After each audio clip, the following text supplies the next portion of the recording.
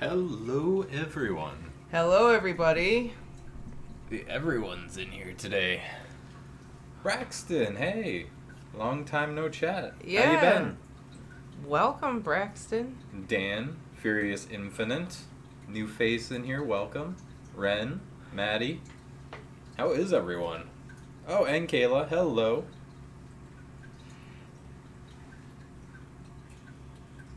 So, Braxton, last time it happened, digging your guys' styles. Oh, thank you.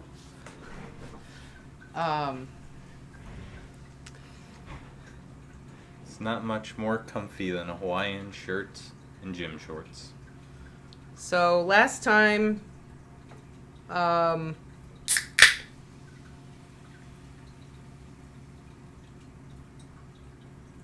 You good? yeah, I just Oh, did it fizz? I was worried it was gonna fizz over stuff. Last time, yes, Dispim. Hi, Dispim. Hi, Dispim. This is what we get for drinking soda. Yes, Dispim.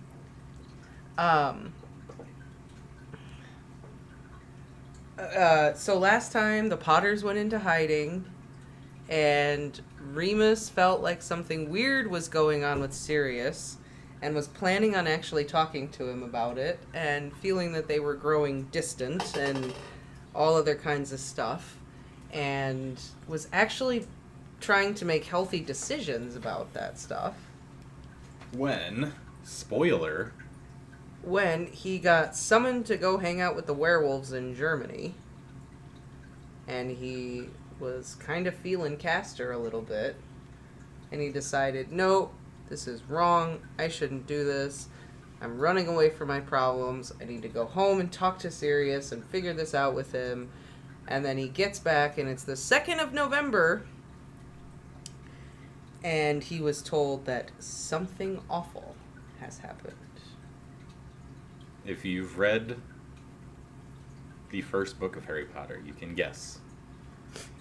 What the if something you've awful. read the first chapter of Harry Potter, you can probably guess. What the something awful was. The Potters are dead. Sirius Black turned them into Voldemort, and then killed Wormtail after Wormtail valiantly and heroically went after Sirius after finding the news. Our new pet is not out. It is not another dog. Yes, he was literally feeling Castor and his warm body and how nice it felt against his own body. Poor Sirius. Yeah, I know. Poor Sirius. I'd like to say he's in a better place, but we all know that isn't true. Yeah. It's not much worse, but still worse. Poor Sirius. Let me actually find the next chapter. I haven't had a chance to do that yet. Lay down, Jackson. No. We're not laying down right now. My stomach can only take so many nails. Parm's laying down. He's just trying to get comfy, that's all. Yeah, who's more abusive? The Dementors on an innocent man or Remus on a lover? Well... I mean, the Dementors really can't help it. Yeah. So... They don't... I mean, the Dementors probably like it when innocent people go to prison more. Because they have more depression and sorrow to feed off of. That's true. You know, someone who knows they did it and owns it. Like, yeah, I did it. Happy about it. Dementors don't want that. What's that? Oh, Dada! Hi, Anna. That's that, Great Value brand depression. Although, Dan does make a good point. It's Sirius's innocence that keeps him from going crazy. That's true. He holds on to that. Dan, Lola tried to jump up on the desk and didn't make it. She jumped up, and then she saw Parm just sitting there, and she realized that this was a bad idea, Yep. like mid-jump. So she just kind of bailed. I'm sorry, Doda. It's okay, Doda. She looks so angry. She's okay, though. Yeah, she's more angry than anything, I think. Yeah, she just looks pissed off over She it. wanted to come lay on our laps, but Jackson just and... glaring. I know. She's just staring over here, so angry. It's okay, Doda. Alright. Should we just start? But yeah, Anna does make a go. It's sad that everyone believed that Sirius was the traitor. No doubts whatsoever. Mm-hmm. Yeah. Yeah, that's true. I mean, think the one person who would have never believed it was probably James. Yeah. If it had been, like, say, Remus, and let's just say in an alternate universe, Remus and Tonks were the victims, I don't think James would believe it for a second that Sirius would have done it. That's true. I think James would have definitely fought a lot harder for his friend and been like, no, there's no way. Absolutely not. Mm-mm. But then the only people who would have fought for him outside of that is Remus, Wormtail, well, allegedly, Yeah. and Lily. All dead, or Remus on his own. Yeah. And you have overwhelming evidence to the contrary, so... And you're the only one who even has an inkling that it might be untrue. Although, I think the author set it up well with Remus because Sirius was acting so distant and weird, so Remus is just gonna think, wow. Okay. Mm-hmm. But let's just see what happens next. That's what I mean. We're seeing some of the brilliance of this writer come back in this last chapter, which is nice. Yes. Warnings for depression, grief, alcoholism, and alcohol abuse. Here we go. James was more of a Hufflepuff in this. It was reality. Remus could have been the Puff. Just I like the Puff.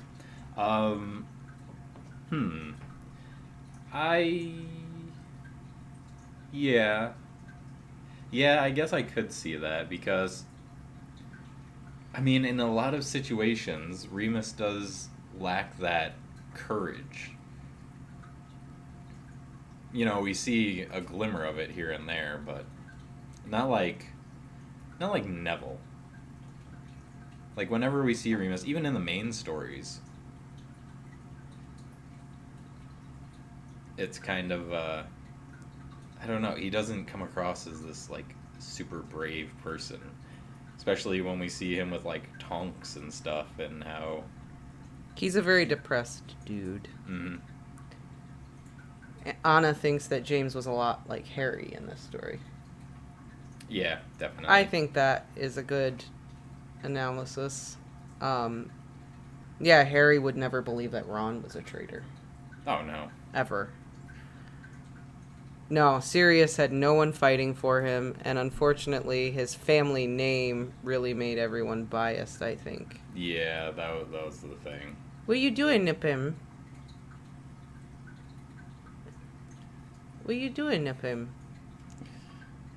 This camera, you just see the back just slink across. I know. What are you doing, Nipim? Luckily, these two get along. Well, they're brother and sister, I would hope so. Alright, are we ready? Ron, yeah. Yeah, but he Ron doesn't... always comes back. Dumbledore even predicts it. Ron always comes back and he doesn't betray Harry. He gets jealous and whatever else, but he doesn't, like, betray Harry. He kind of just abandons him. Gets pissed off and abandons him. Plus, Horcrux in 7. Gotta remember the Horcrux. Yeah, that's true. That The was at Horcrux play had in a 7. Huge play. Alright, here we go. Chapter 175. 1982. Time's at a distance, time's without touch. Greed forms the habit of asking too much. Followed at bedtime by builders and bells. Wait till the doldrums which nothing dispels. Idly, mentally, doubtful and dread. Who runs the beans shall go stale with the bread. Let me lie fallow in dormant dismay.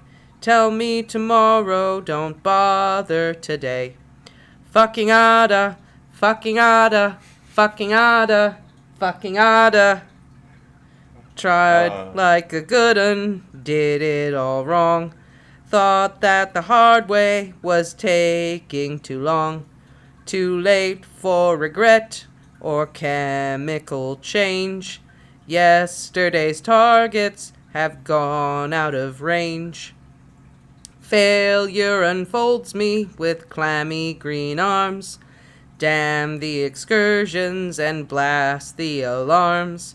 For the rest of what's natural, I'll lay on the ground. Tell me tomorrow if I'm still around. Fucking ada, fucking ada. I hope our subscriber doesn't join right now. To that moment. Yeah. New Year's Day, 1982. Thud, thud, thud, thud, thud. Someone was banging on the door. They'd been doing it for a while now and showed no sign of stopping. If anything, it was getting worse. Remus opened his eyes. His throat was dry and his head hurt. Actually, everything hurt. He'd been sleeping on the couch for weeks. Or months. Who cared? It was uncomfortable, but he couldn't bring himself to enter the bedroom. Most nights he was too drunk to move anyway. Most days he was too drunk. He didn't have hangovers anymore, just breaks between bottles. The kid next door didn't mind running down to the off-license every other day. For him, he was probably making a killing in spare change. The banging continued. "Remus!" The muffled sound came through the door, and whoever was on the other side kept hammering away. "Fuck off!" he shouted, his throat raw as sandpaper. He reached for the nearest bottle on the floor beneath him and swigged from it. He nearly choked on the burning whiskey, but managed to get most of it down, thank God. He couldn't afford to waste one drop of oblivion. "Remus, let me in!" It was Grant. He recognized the voice now. Maybe the scent, too, but his senses had been amiss, ever since... No. He curled up, burying his head in the sofa cushions. He couldn't talk to anyone. He couldn't see anyone. He just needed to be left, to drink and to forget. Please. "Fuck off!" he sobbed, yelling at the door. "Leave me alone!" "No!" Grant shouted back, and the banging got louder still. A relentless, resounding thud, thud, thud. He was actually trying to break the door down, the stupid prat. Remus half considered just casting a silencing spell, but he wasn't sure where his wand was. He rolled over again and got up. There were bottles and cans all over the floor, and they clinked and rustled as he waded through. His arms and legs felt like lead. What day was it? It was cold. He rubbed his arms as he approached the door, shuddering past the chill. He left a window open somewhere in the flat and forgotten to shut it. Oh well. The door was still being thumped as he reached it. The door would splinter if he wasn't careful. "What?" He yanked the door open. Grant stared at him, fist still raised, wide-eyed. His cheeks were pink from shouting. He was breathing heavily. He looked Remus up and down. "Jesus Christ!" he said rudely, pushing his way in. "What's happened? I've been trying to ring you for days. What's wrong with your phone?" "Off the hook," Remus said, slowly returning to his nest on the couch, where it was at least warm. He curled his cold feet under himself and picked up the bottle again. "Fuck's been going on here?" Grant looked around at the mess. He looked at Remus again. God, he ain't left you, is he? Remus stared up at him and he couldn't help it. He began to cry. He leaned forward on his knees, dropping his head into his hands, and he bawled like a child. Shit! Grant hurried over to sit next to him, not minding the empty cans, the smelly cushions and blankets. Me and my big mouth! I'm sorry, I didn't mean... He pulled Remus to him without a thought, and it must have been awful, because Remus knew he hadn't washed in ages. All he'd done was drink and cry for days and days and days. But Grant held him fast. They're all gone, Remus said when he could speak. I'm alone. Bollocks, said Grant. You're not alone. Remus cried even harder. Not a single day went by, and not one day would ever go by, for many years, that he did not think of Sirius and suffer. It was an abstract and cruel torture, and Remus resigned himself to a life of utter misery. Everywhere he looked he was haunted by thoughts and memories of his friends, of the things they could never do, and the things he had not done in time. He had attended the funeral, a joint one for Lily and James, followed by a memorial for Peter. Remus sat at the back and left before the wake, in case anyone tried to speak to him. He was terrified that someone might ask him about Sirius, ask him what he knew, or tell him something he didn't want to know. So Remus did not stay to reminisce or celebrate his friends' lives. Honestly, what a despicable idea. He went home alone and got drunk. He got drunk every day for weeks. He stayed at the flat in Soho. He had no choice in the matter. No money, no family, no friends. The order disbanded, and those who still had lives worth living didn't want to know him. He couldn't find any work in the wizarding world, and, never having felt at home in it anyway, chose to withdraw. After learning about the fate of the Longbottoms in the Daily Prophet, he stopped reading the papers. He did not reconnect to the Flu network. He did not use magic at all unless he really had to. He never went to Diagon Alley, and, for all intents and purposes, lived as a muggle. Mary sent postcards from Jamaica, from Trinidad, from St. Lucia. She seemed to have family all over the Caribbean. She kept saying sorry. Remus didn't know what for. They'd both lost the same things. At least she cared enough to get in touch. Dumbledore did actually try to contact him a few times, but Remus deliberately made himself difficult to reach.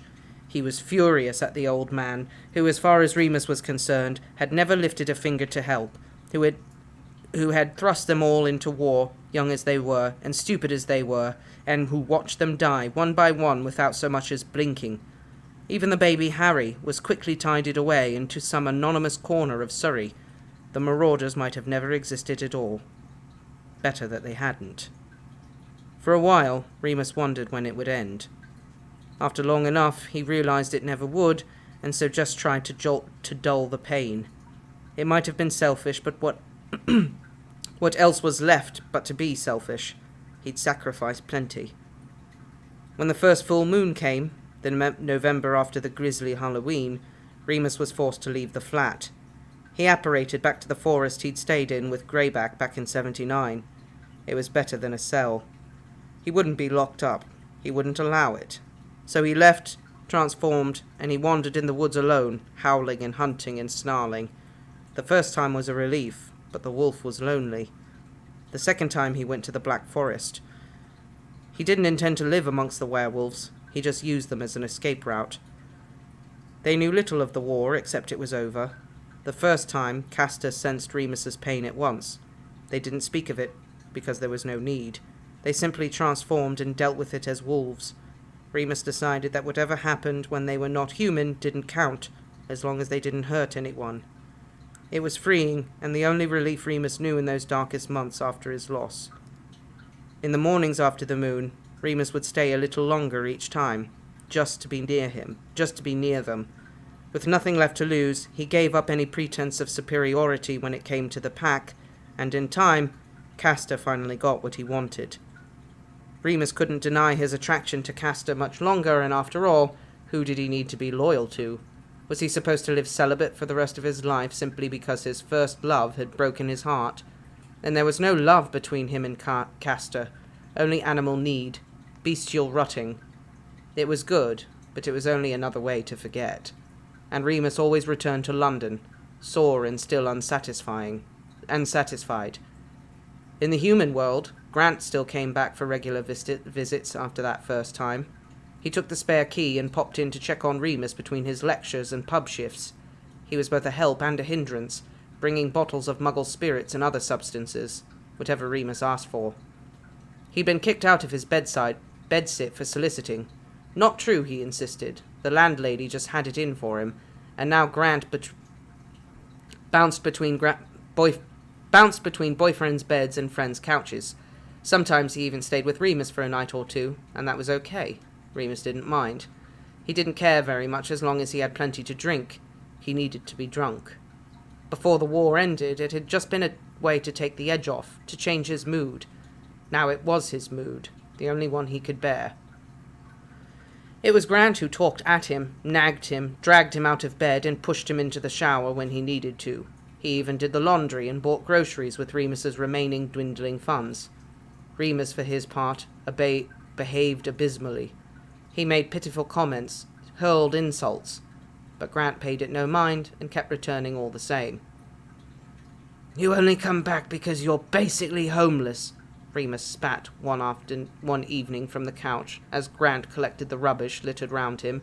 Remus couldn't bear the clinking sound empty bottles made. "Yep," Grant replied blithely, carrying on about his business. "That's exactly right, Remus, me old pal. Nothing to do with the fact that I love your dozy ass." Remus snorted disdainfully. Grant didn't know what he was talking about. Love. Remus knew the truth now. He knew that love was just something people said to make you weak, to keep you pliant. Never again. Never, never, never. Miraculously, Grant never once asked what happened. Even when Remus began to show signs of improvement, started getting himself up and dressed without hours of nudging, and even when he started leaving the house, Grant never asked why. Remus knew he had ranted in his drunken stupors, pouring out misery and rage about James and Sirius and Lily and poor, poor Peter, and Sirius and Sirius and Sirius. Whether Grant understood half of it, or whether Remus said too much, he never knew, but Grant kept coming back anyway. "I'll keep coming as long as you need me," he'd say cheerfully as he flitted about. "Us care home yobs got to stick together, innit?" Remus didn't believe him. Grant was being nice, but that could only last so long. Nobody stayed around forever. Before we get into the chapter, Tom says, "How does Harry get rid of a rash?" Quidditch. Oh my god. That's a good one. I'm glad it was the end of the chapter because I was like stifling a laugh when I read that in the chat. That was great. Grant, what a beauty. What a great guy. Remus does not deserve it whatsoever. Also, I'm just saying, Remus would have been a perfect superhero or like anti-villain. This is like the perfect origin story for him. Yeah. I mean, come on, let's face it. If you found out you were a wizard, are you gonna be a wizard and just get a normal job at the ministry or something like that? Or are you gonna become like Doctor Strange and go fight villains and crime with magic? Voldemort. Well, Voldemort is gone though, so you know all the big bads are gone. There'll be another one, I'm sure. So you'd be like Batman. You get in a lot of trouble though for Owlman. For committing crimes against the statute of secrecy. You'd be. That's why he's like a anti-hero or anti-villain. No one knows his identity. Yeah. You gotta keep it secret. Maybe that's all superheroes are. They're just witches and wizards. That decided they didn't want a 9-to-5 wizard job. Yeah. Maybe. The Makuza will come after you. It just does not sound like a government agency. No. magical Congress of the United States. Like, But yeah, that's what I would do if I became a wizard. Screw a boring life of pushing papers. I'd be Batman. You'd be Batman. Wouldn't even need the money. Because you actually have superpowers. Interesting. I agree, though, that Remus...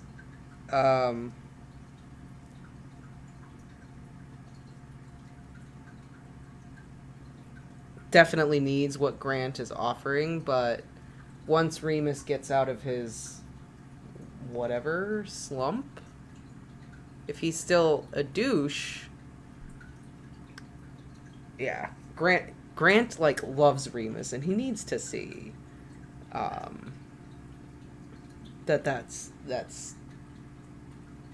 I thought we were going to go down a different path here, because it seemed like it started out good when Grant came, but then Grant's buying him liquor. yeah, It's like, yeah. You're enabling him, yeah. dude. I mean, thought I know he was you're gonna show up and then like intervention. But I mean, if he's buying him alcohol, but he wants him to get clean, maybe he's gonna start tapering him off. Because you can't, if you're that severe of an alcoholic, you can't just stop.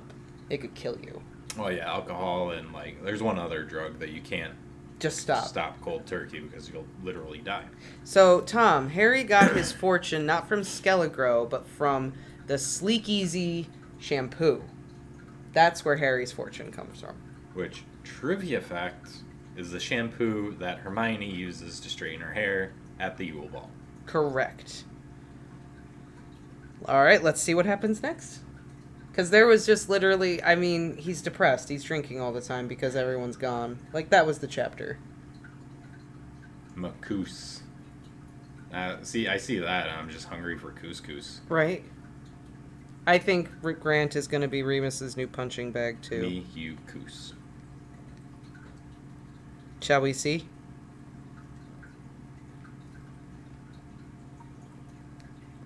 Yeah.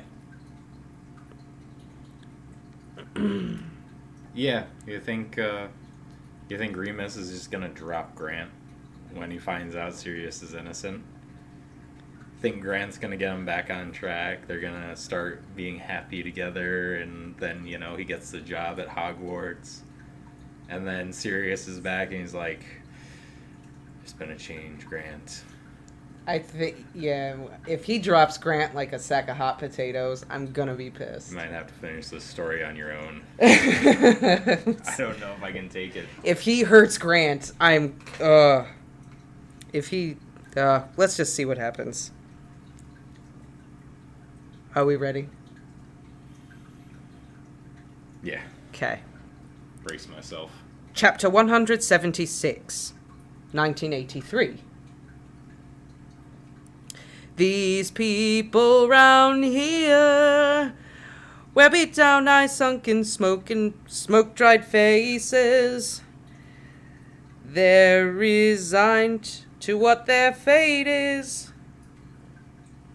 But no, not us, no, never, no, not us, no, never. We are far too young and clever.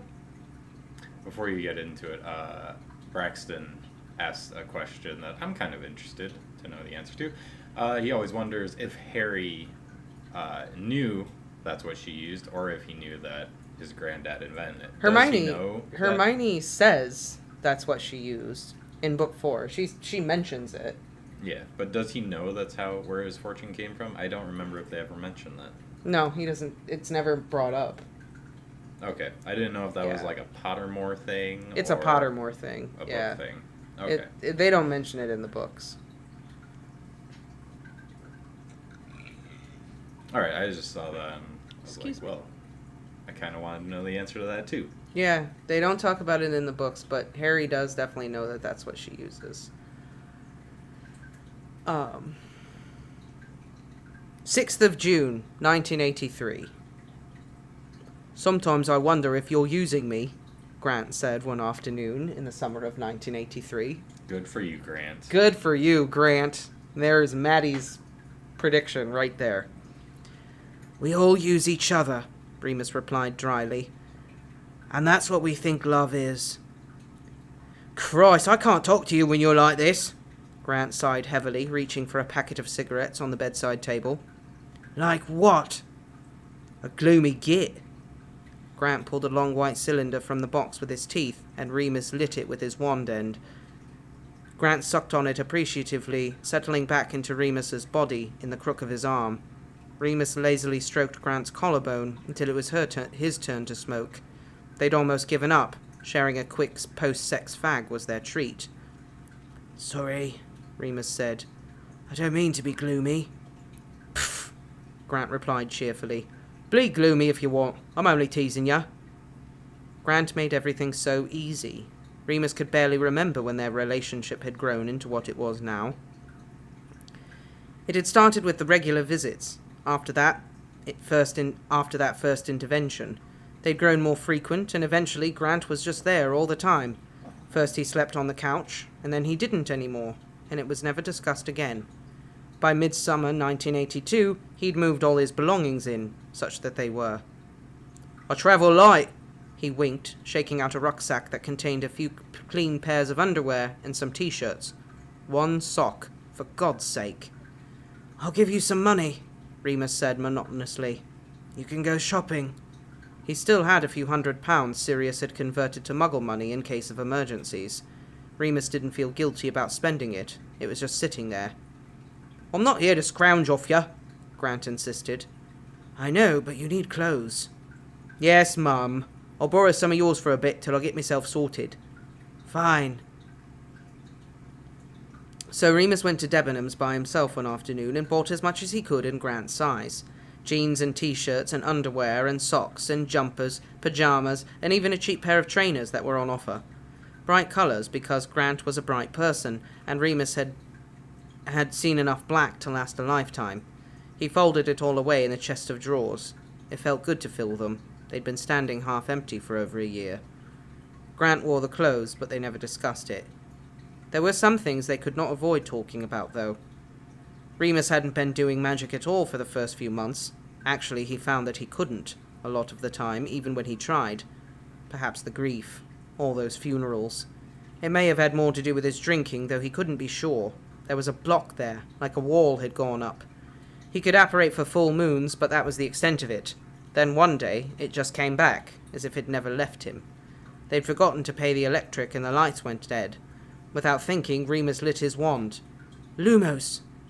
What the bloody fuck is that? Grant leapt away as if Remus had set himself on fire.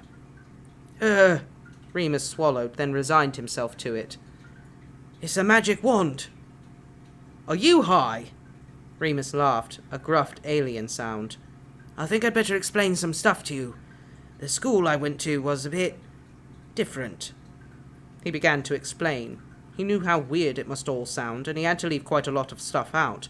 Almost 20 minutes later, Grant was staring at him, face pale in the weakening wand light. You're having me on, he laughed nervously. What are you playing at, making a load of tosh like that up? Grant, look. Remus made sparks with his wand. He levitated the coffee table, and then, showing off because it had been so long, transformed his mug into a frog. All right, Grant recoiled as the frog hopped onto the carpet. Okay, I believe you, Jesus Christ! Oh, just Remus Lupin will do. Remus stuck his tongue out.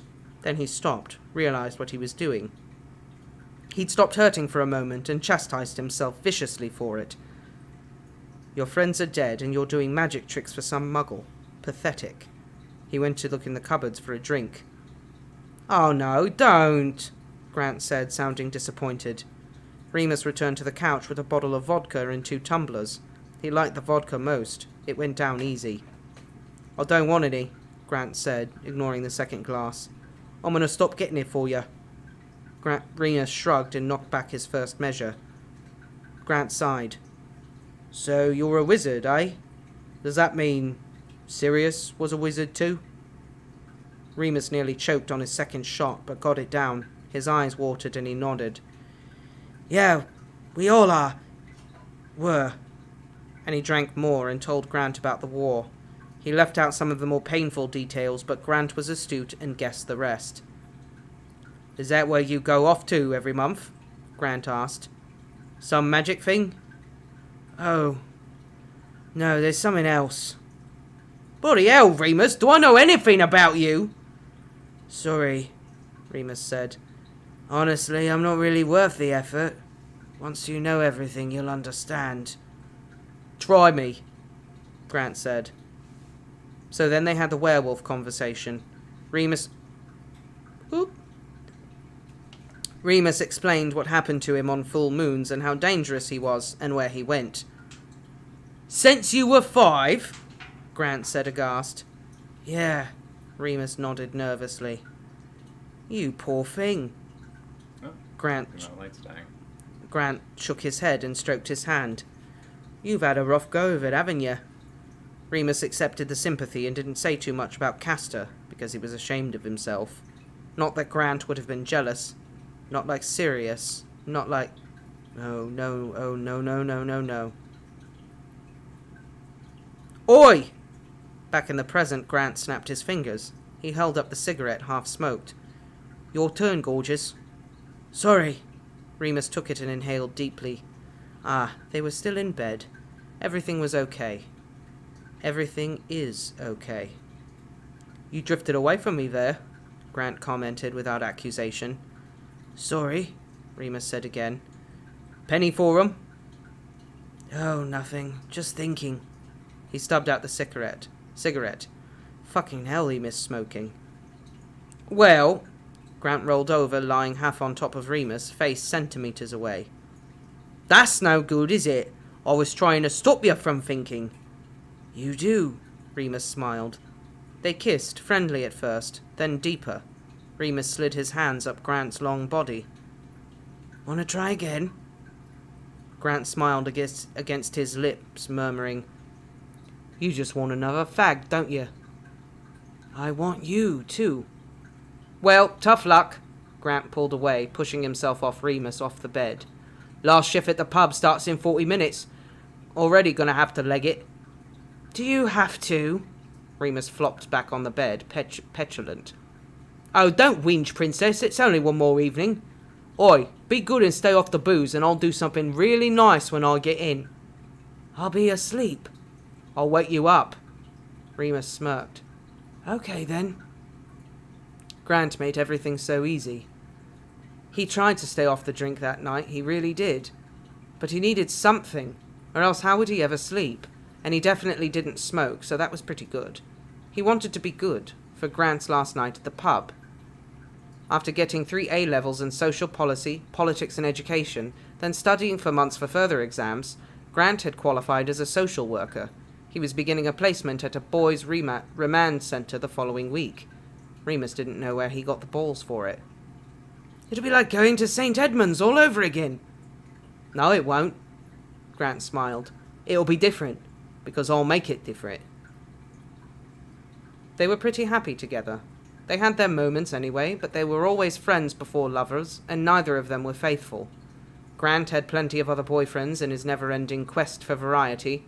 They might be arty types with long hair and camp affectations, or earnest political sorts in baggy khaki fatigues and thick-knitted jumpers, campaigning for nuclear disarmament or gay and lesbian rights, or the miners or something. Remus watched them come and go with a distant interest. He didn't begrudge Grant. He knew he was hardly a barrow of laughs to begin with. Remus himself had become excellent at dividing his life up into neat segments with razor-sharp edges. Castor was a bad habit. Grant was everything else. Then there was Sirius's spectre, looming over the whole thing, making sure he was never really happy with either of them. You could stay, brother, Castor said every time. Can you not call me brother right after you've been fucking me? Remus snapped. He was often rude to Castor, and Castor was rough with him right back. Remus wasn't sure if it was a wolf thing or a self-punishment thing, but he tried not to analyze the arrangement too much. Remus Lupin, then, Castor replied. It's just Remus, he grunted, getting up to dress himself. And you know I can't stay. I've got a life back in England. You say that, Castor raised an eyebrow, but I see no evidence. We would care for you here. I don't trust any of you as far as I could throw you, Remus said flatly, buttoning up his jeans. And yet you return every month. Yeah, well, that's just for this. Remus gestured at Castor's naked body, reclining back on grey furs. He was absolutely perfect in every way, a Greek statue, lithe and muscular and delicious. Let's not start pretending we like each other. But we are your pack, Castor protested. Look, I'll stop coming at all if you won't leave off. Remus gritted his teeth. He did stop going, for 2 months after that, just to make Castor suffer. Remus didn't need a pack, and he certainly didn't need friends. Sometimes Mary tried to get in touch, sometimes he let her. But it was very hard, so very hard. He preferred Grant and their modest mugglish life together. And really, though their life was not one Remus had ever imagined living, it was hardly empty. Remus took up various odd jobs, cleaning mostly, or courier work, because it was cash in hand. No one cared if he stopped showing up. Grant studied for his license and always had students around, debating in the living room, preparing for another protest against poll tax or for nuclear disarmament. They made a huge mess of the living room, painting banners and nailing together placards, but Remus didn't mind a bit of chaos. He liked the girls Grant invited over better than he liked the boys. They were all so vibrant, so passionate, with punky green hair and boyish, mischievous attitudes. He didn't care much for their causes, but the conversation was always lively. At times he felt like he was speaking to Mary or Marlene or Lily. Then he would slow down, and he'd need a drink. He would stand quietly in the kitchen until they all left. Oh, Remus, you can't wander off and get pissed every time you're sad.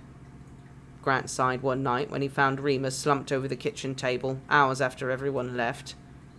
I am sad, Remus nodded. Remus sobbed. I know you are, mate. Grant bent down and pulled Remus's arm over his shoulder, hoisting him up towards bed. And you're allowed to be sad. It's the drink we've got a problem with, eh? No one owes you a happy life, Remus mournfully parroted Matron's old adage as they swayed down the hall together. No, Grant huffed, setting him on the bed. He looked down at Remus pityingly. But you owe yourself one, love.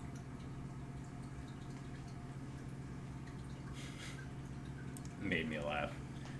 You can't be doing this. But I am sad. Just picturing drunk Remus. I'm sad.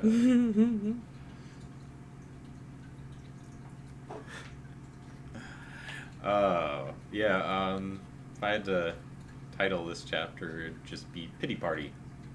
Yeah. I think Grant just lost a lot of respect. What? Worse than Remus being with Castor? What? See, I don't mind that Grant is just like doing his thing with other people. Was he gonna be with Remus? Look at him. I mean, yeah.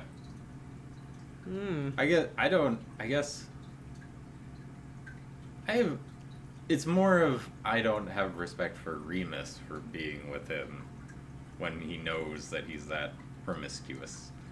Yeah. Grant wants to live his life, whatever, but I don't know, then Remus he's hooking up with who knows how many other people. This is true. And then coming back, Remus doesn't know what he has. Remus doesn't care either. That's true. Okay, fair enough. Remus is also out boning Castor. That's true. Some weird werewolf disease. You never know. There could be werewolf STDs. Grant's gonna go start going bald.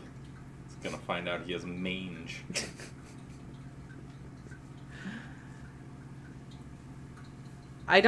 Well, Remus doesn't care that Grant is bringing over other people. That's the thing. I think... Like, Remus doesn't care. I think you're supposed to... Yeah. I really hope they don't give Remus AIDS. Well, that's not canon, so they better not. Should we go to the next one? I have a feeling the next one's going to be more of the same. But sure. I do gotta give some points to Grant, though. He seems to be realizing Remus has a problem. Yeah. And maybe we're going to see an intervention in this one. Maybe. Yeah, I think Grant is realizing you have a serious issue. We need to start doing something about this situation. I also think that Grant is seeing other people because he's not going to try to get with Remus, who is literally just super depressed because of his boyfriend. Like, he's not over Sirius. Why would he get with him? Mm-hmm. So there's also that, too, I think. And, I mean, Grant's out here making moves. He's doing well for himself. He's about to get a job as a social worker. Right. He's going to be doing what he set out to do. Yeah. Helping kids like him in these group orphanage. homes. Yeah. Yeah. Grant is trying to make a difference. He is still in bed with Remus. Yeah. He's having bad taste. So yeah, we're seeing that Grant has his flaws, but Grant is a good example of how you can have your flaws, but still do good for yourself. I can see your mittens. I can see your thumbs, Lola. Little baby Lola. Hi, Parm. I can see you too. All right, here we go. Chapter 177, 1985. I've been loving you a long time, down all the years, down all the days, and I've cried for you, cried for all your troubles, smiled at your funny little ways. We watched our friends grow up together, and we saw them as they fell. Some of them fell into heaven, some of them fell into hell. Remus liked a lot of things about Grant. His smile, his corkscrew blonde curls, his brash, unapologetic sense of humor. Grant was a likable person. Excuse me. But there was one thing Remus absolutely refused to tolerate. Grant loved football. He wasn't a fanatic, but he definitely had more of an interest than Remus really felt was necessary. He supported Queen's Park Rangers, and even bought himself a knockoff kit t-shirt one year, plus the blue and white striped scarf. Never one to simply observed, Grant was an occasional gambler too, and on Saturdays he played on a gay men's team away down in London. Down in South London. That was how he met Neil Newman, a tall, good-looking football player with... What was that? A tall, good-looking football player with spiky hair and thighs you could crack walnuts on. And how Remus met Anthea Luong. Did you just say thighs you could crack walnuts on? Yeah. Yes. This is the oddest description I've ever heard. Neil's part-time girlfriend. Part-time? Remus raised an eyebrow when Grant explained. He was tying up his bootlaces, ready to go for practice one Saturday, and Neil was coming to pick him up. It's not that unusual. Grant winked at him. Remus took the point. But if Neil's queer, Remus tried. Grant lifted a finger. Get with the times, sunshine. Queer's out. We are gay men, and we are proud. Remus rolled his eyes. Whatever. If Neil's a gay man, then how does Anthea fit in? I reckon he must be bicentennial. You mean bisexual? Remus corrected. No, he's 200 years old. Grant poked his tongue out. Yes, Mr. Literal, bisexual. Remus couldn't really blame Neil for that, once he'd met her too. Anthea was a very attractive girl. She was tiny and springy, with long satin black hair and glittering eyes. Her mouth was like a rosebud, and she had the most beautiful skin Remus had ever seen. She dressed like Cyndi Lauper, all frills and dayglow. So nice to meet ya, she grinned, stretching up on her tippy toes to kiss Remus's cheek in greeting. Neil just gave him a slightly wary nod. Remus was used to that from Grant's paramours. Tea, everybody? Grant offered.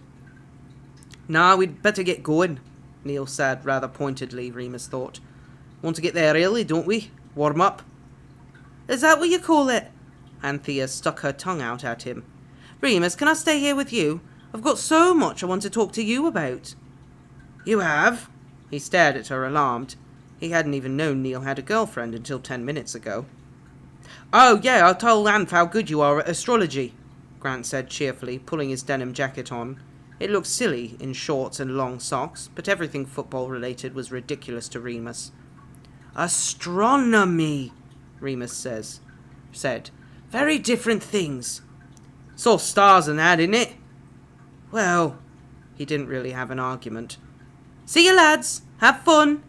Anthea waved at them both, pushing them out the door. Suddenly Remus was alone with a strange young woman, with no idea why. He really wanted a drink. You don't have a TV? She said flatly. No, Remus agreed. Great flat, though, she was saying, walking around the room, looking out of the window, pulling books off the shelf and scanning covers. So nice you live in Chinatown. Do you speak Chinese? No. I do. I speak 3 languages, actually. Chinese, Vietnamese, and English. English is my mother tongue. Vietnamese is my mother's tongue, if you get me. She winked at him. And Neil always says I ought to say I speak 4 languages because I chat so much shit. She laughed. It was a bit of an ugly, jangly laugh, like coins falling on sheet metal, but she laughed with such conviction that it was endearing anyway. Right, Remus nodded. Sorry, did you want to know something about astronomy? Maybe. I'm a Virgo. What are you? Pisces, I think. Do they go together? She asked. He blinked. No, I mean, I don't know. I mean, like I said, that's astrology, not... Neil's a Capricorn and they don't go with Virgos. I checked. I always check. But you know the heart wants what it wants, doesn't it? You know they're shagging, she said out of nowhere. Him and Grant. I guess. Do you mind it? You're Grant's live-in, aren't you? Remus nodded, though he privately corrected her. Grant was his live-in, not the other way around. We're pretty casual, though. Oh, that's good, she nodded earnestly. Look, how long are you staying? Remus scratched his head awkwardly. Just till the boys get back from footy, she smiled. That's okay, innit? Grant said you'd like the company. Oh, I tell you what, I'd love a cup of tea. Okay. He went to put the kettle on, still confused. What was Grant playing at, leaving him to babysit his lover's girlfriend? As if Remus had nothing better to do on a Saturday. He'd planned to read the paper. Maybe catch up with the Archers on the radio. No sugar, no milk, Anthea called. Ooh, can I put a record on? If you like. She put on a Queen album. Remus sighed to himself. He wasn't really a fan, but Grant couldn't get enough. When he brought the tea through, Anthea was sitting on the couch, leaning over the coffee table, rolling a joint. She grinned at him. Fancy it? Go on then, Remus agreed. Well, that was better than nothing. They smoked and drank tea and listened to Queen, and Anthea rabbited on, asking all sorts. Grant says you're really clever. Private school and everything. Yeah, Remus shrugged. And you know all about constellations and things like that. Hey, can I read your tarot cards if you like? No, thanks. How come you've got all those scars? He blinked, caught off guard. She was still smiling prettily and seemed genuinely curious about him. Yeah, I've got a lot of scars, he said, swallowing. Do you fancy a gin and tonic? He didn't actually have tonic, but he could pretend he'd just forgotten and take it neat. Yeah, why not? She nodded brightly. He got up and she followed him into the kitchen, still talking. You're not ill or anything, then? No, Remus said. I got them fighting. Some of them I did myself. Oh, you poor thing, she said, her sympathy genuine. She leaned forward and squeezed his arm kindly. Sorry to ask, love. You just can't be too careful nowadays. Do you know what I mean? He poured the gin into 2 tumblers. He did know exactly what she meant, and he didn't want to talk about it, or think about it. She didn't complain when he handed her a tumbler of straight gin, just clicked their glasses together and beamed. Cheers! Then took a good gulp. They went back to the couch. Remus took the bottle. You're ever so tall, Remus. What are you, 6'3"? 6'2". I love tall men, she purred. Me too. Anthea laughed at that. Her plastic earrings clicked together. She chatted even more, telling him silly, nonsense things about herself, when she'd been to school, her favourite songs on the radio, every film she'd ever seen at the pictures. And I love a bit of dancing too. That's how I met Neil, dancing in the Vauxhall. Shall I show ya? Okay, you have to picture me in this sparkly purple dress, right? And my hair was shorter then. She got up and began to dance to the record. Ooh, lover boy, what are you doing tonight? Hey, boy, set my alarm, turn on my charm. That's because I'm a good old-fashioned lover boy. Remus didn't need to see the picture of the sparkly dress. She was a very good dancer. She twisted and wriggled with sensual energy, throwing flirtatious looks at him and flicking her hips. Stoned and relaxed, Remus slouched on the sofa watching her. She was dreamlike, pretty and graceful, but so overwhelmingly and unignorably real. Remus wondered why he always ended up stuck with chatterboxes, and why on earth he liked it so much. The song ended and she held her arms aloft like a gymnast who'd just completed a perfect routine. Remus smiled despite himself and applauded. Fancy a dance? She fluttered her eyes flirtatiously. Remus couldn't help it. Whatever she'd rolled him was stronger than what he was used to, and he was charmed by her. Go on then. He didn't really dance, but he held her hands as she did, twirling her in the right places and letting her fall into his arms, giggling.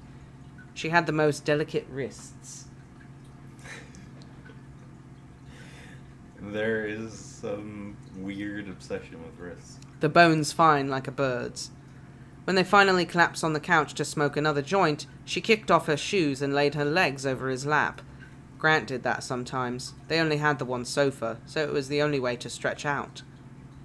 You're very handsome, Remus, she said through the smoke. Ah, he replied, knocking back the last of his gin. He couldn't pour any more without pushing her legs off, and he didn't want to do that, so he just settled for the joint. You are. You're very sexy. Shh, he chuckled. Who do you think you are, showing up in my flat unannounced and interrogating me? Am I interrogating you? She widened her eyes. Are you succumbing to my techniques? Remus laughed, creasing over, his hands on her legs. They were so smooth and soft. She was giggling too, watching him. Her eyes were so dark and so full of life. He wanted her. Remus realized it all of a sudden, like a light being turned on. The room was brighter, her face clearer. Bloody hell. He finished the joint. She wriggled down on the couch and closed her eyes contentedly. He left his hands on her legs, just resting there. He didn't want to grab her or anything awful like that. He just wanted... What? What did you do with a girl? Mary was almost a decade ago, and it wasn't as if Remus had really played much of a role there. He'd mostly just felt surprised she'd picked him. He felt like that now, too, as Anthea opened her eyes and smiled at him again. Sorry, do you want to lay down too? What? Remus's back prickled, alarmed. Were they really going to? No, I mean, You're so lovely, she grinned, shifting aside and pulling him down beside her. Let's just lie together for a bit. It's nice, isn't it? She put her arm across him. Her soft black hair tickled under his nose, and he couldn't help but inhale her scent. It was warm and sort of spicy, like clove or cinnamon. He liked it. They lay for a bit like that. The record had finished and was just turning on its needle, cracking. What do you think Grant and Neil are doing now? Anthea whispered, her hand suddenly on his belt, palm flat against his crotch. Probably in the showers, you reckon? Remus said, speechless.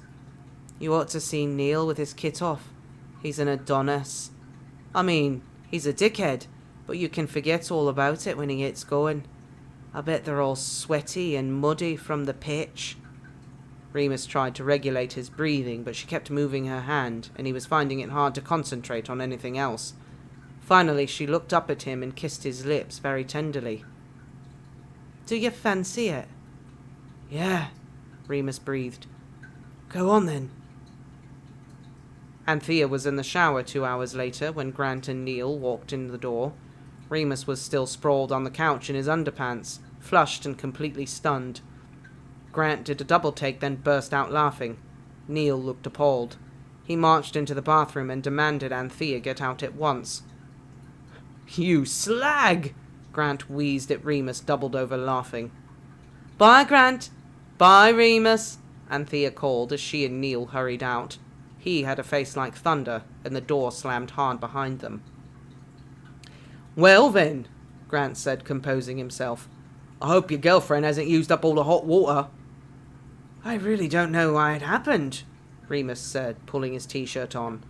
"We were just listening to records and she was talking and then—" "What? It was the only way to shut her up?" Remus looked at him sheepishly. "Believe it or not, it didn't shut her up." It took Grant 10 full minutes to pull himself together.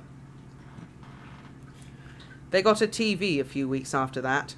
Grant joked that if Remus was so bored he'd resorted to shagging girls, then they'd better bring in some entertainment for him. He didn't see Anthea again, which was a pity, because to be honest, Remus wouldn't have minded making that a regular thing. Once you got used to all the talking, she was very sexy. He didn't think about what it meant too much, and Grant didn't push it. The TV came second-hand. Neither of them had enough disposable income for a brand new one. They got it free off a friend of Grant's, in the condition that they picked it up themselves. It was only 2 streets over, but that still presented something of a problem. "Can't you hover it home or summit?" Grant asked, hands on his hips as they stared down at the big, bulky TV set on the pavement. "Do a spell?" "It's against the law," Remus explained. "In public, anyway, or in front of you." Grant raised a hand to push his hair out of his sweaty face. "Bugger. Knew I ought to learn how to drive." The door of the building opened and a man walked out, looking flushed and shifty. That was the 3rd man Remus had seen with exactly the same furtive look. "What is this place, anyway?" he asked, peering up at the building. It looked like all the others, maybe a bit shabby. There was no outward signage. "Sorta," Grant said, squatting down to see if he could get his arms around the set. He could, but there was no way he could lift the thing. "Sauna?" Remus scratched his head. "You know, a bathhouse, where men can be alone together and get all sweaty." "Oh!" Remus gaped, embarrassed. "Christ, Remus, we do live in Soho." "I know, Anyway, don't lift it like that, you'll do your back in. Come on, take that end, I'll take this. 1, 2, 3, up!" They got it back in about 30 minutes, only taking 1 break. Remus was really doing most of the carrying, but he didn't mind.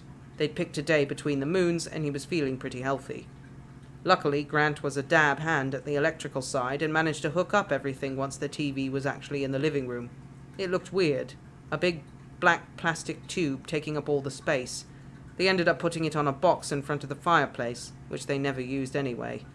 The aerial wasn't brilliant and needed a bit of electrical tape to keep it upright, but once they'd switched the thing on and the fuzzy picture came into view, they were both hooked. Remus, who hadn't watched any telly in years, was a complete addict that summer. He got hooked on soaps, EastEnders, Brookside, and Coronation Street, but he'd watch anything. Debates in the House of Commons, snooker championships, comedy, documentaries, Top of the Tops, and even a horrifically upsetting series called Threads, about the threat of nuclear war. The TV went on first thing in the morning as he pottered around the flat getting dressed or brushing his teeth, and more often than not he fell asleep in front of it in the evenings. Grant started calling the set the other man.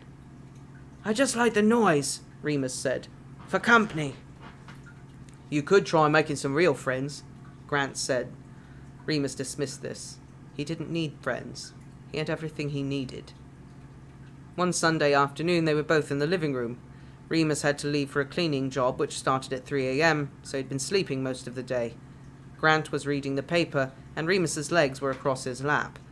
With his free hand, Grant was absent-mindedly rubbing the arch of Remus's left foot, which was making Remus sleepy and dozy again. The news had just finished and they were waiting for the weather when suddenly sinister music began to play.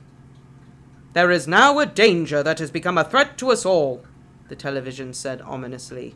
"It is a deadly disease and there is no known cure." Grant and Remus both looked up to watch that creepy announcement. A word etched into a blackened gravestone. AIDS. "Don't die of ignorance," the voiceover intoned. A familiar sense of shame and anxiety rushed through Remus, a sickly mix of emotion he hadn't felt since school. He pulled his feet off Grant, drawing his knees up to his chest. He felt dirty, untouchable. "Christ," Grant said, his voice hollow, signalling to Remus that he was feeling exactly the same way.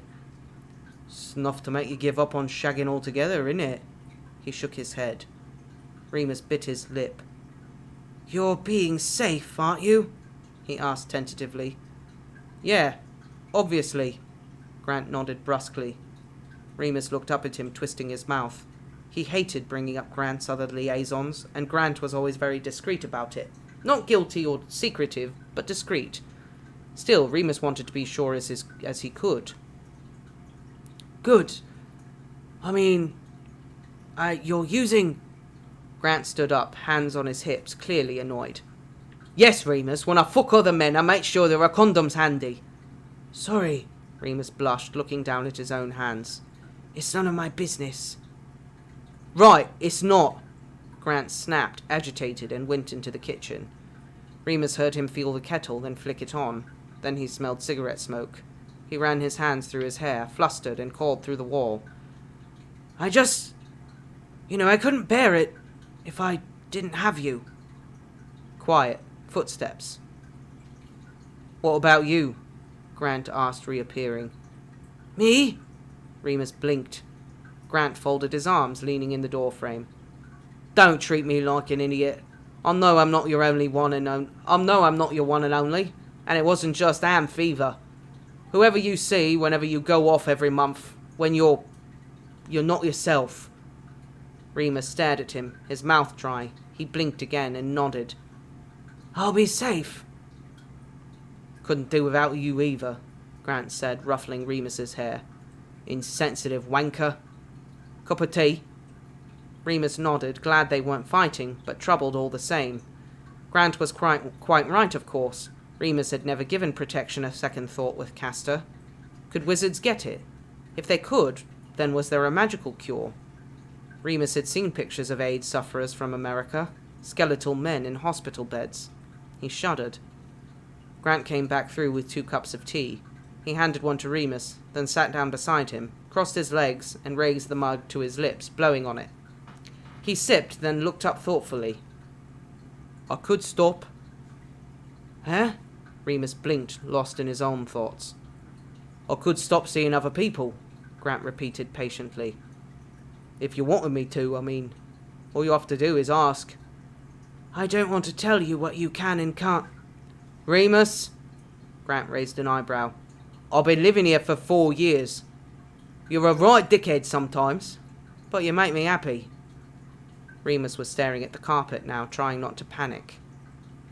Grant set down his tea and reached over to touch Remus's hand. "I don't need anyone but you," he said sincerely. "Grant, I know. Grant put a hand up. "I'm not expecting you to say it back. It's okay. I know how you feel, and that's enough." Remus inhaled sharply and closed his eyes. He exhaled slowly and willed his heart to slow down. It was a lovely thing to hear. He had never for a moment expected to feel this way again, or for it to be so very different from the last time. "Okay," he breathed. "Okay?" Grant cocked his head. "Okay," Grant nodded. Remus nodded. "I'd rather you didn't see anyone else." "Deal." And there it is. There it is. At least neither of them have it. But now Remus is with Grant, so it kind of sets up that awful prediction I had, where he's going to be with Grant. They're going to be happy. And then he's going to find Sirius again. And he's going to realize Sirius is innocent. And he's going to be like, on second thought, Grant, it's time for you to go. Yeah, I feel like Grant is just gonna get his heart trashed right on the floor. Harry's either in school or about to go. What year was it? No, not yet. Harry's not in school yet. It's 1986. He doesn't go till, like, what, 92? Harry is a year old in 81. So Harry is 6 now. So he goes in 91. So right now, Harry is probably being chased up a tree by Aunt Marge's dog. Harry's in, like, kindergarten right now.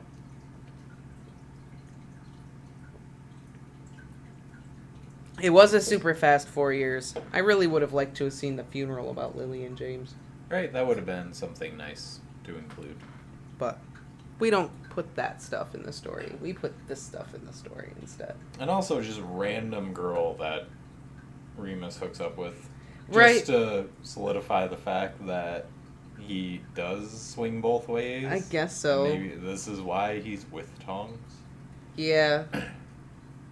I guess this is what's going to make the whole Tonks relationship work, I guess. I think it was Dan somewhere says that we don't know if he actually loves Tonks. Just he has Teddy. Yeah. And then he's just with her. You know, is he just there for the child? Did he ever actually love her? Was it just one of those oops? Like with Mary? Like he hooked up with her.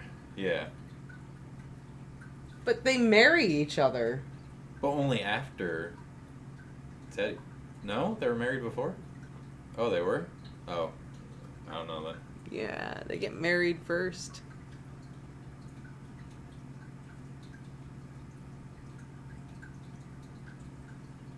No, Remus wasn't forced into it. How do we know he was forced into it? According to Pottermore, he's madly in love with Tonks. Oh, well, there it is. He's madly in love with Tonks. Yep. Case closed.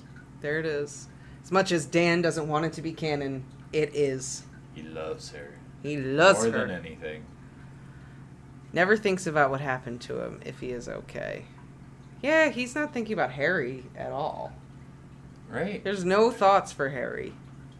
You would think that you might include that a little bit. You know, maybe he wanted to visit Harry, but Dumbledore wouldn't let him or something like that. Yeah, like there's nothing in there about that. Like he'd asked Dumbledore if he could go visit Harry, and Dumbledore It's was not like nah. it's Sirius's kid. Right. You know, that would make sense. Or is it just too painful? Maybe he's too busy being drunk. Yeah. But, good move on Grant and Remus's part. Be together. I mean, bad move on Grant's part for choosing Remus, but hey, Yeah. hopefully, fingers crossed, he doesn't get AIDS. Yeah, I'll be really upset if Grant gets AIDS. I kind of won't thought wanna... that was off the table at this point, but Yeah. now it's like, If Grant gets it AIDS, can still happen. I don't know if I can finish this story. I can do it. You're the one reading it. You gotta stick with it. That's not fair. Comes with the gift of the voice. I guess so. Dan is just convinced that Remus is not in love with Tonks at all. He wants to leave because he's terrified of the fact that he may have given birth to a werewolf baby. It's a selfish motivation. It's not that he doesn't love Tonks, it's what am I burdening her with? I am inflicting my own illness and everything else on her, and now on my child. He's having all of these thoughts all at once, and he's just like, I need to leave. I need to run away. I've ruined her life. I have destroyed her life, and now I've conceived a child that is... Who knows what's going to happen? I'm a terrible person, blah, blah, blah, blah, blah. And then Harry, tells him what's up. Mm-hmm. And makes him realize, like, oh, I'm being selfish. Idiot. And the stigma of Tonks, like, being with a werewolf. Yeah. So he's reluctant to be with her in the first place because, A, she says he says she's too young. And then B, This makes me think of Shorzy. the kind of life that she's going to have being married to him. He loves her, but he doesn't want to put her Through that. through that kind of life. He thinks she's too young, making a dumb decision, and that by being with him, it'll ruin... Her life. Yeah.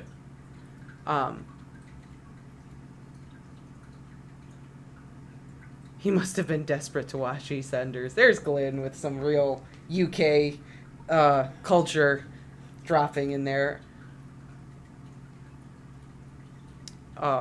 There's no indication from the books that he would be with her if he wasn't a werewolf.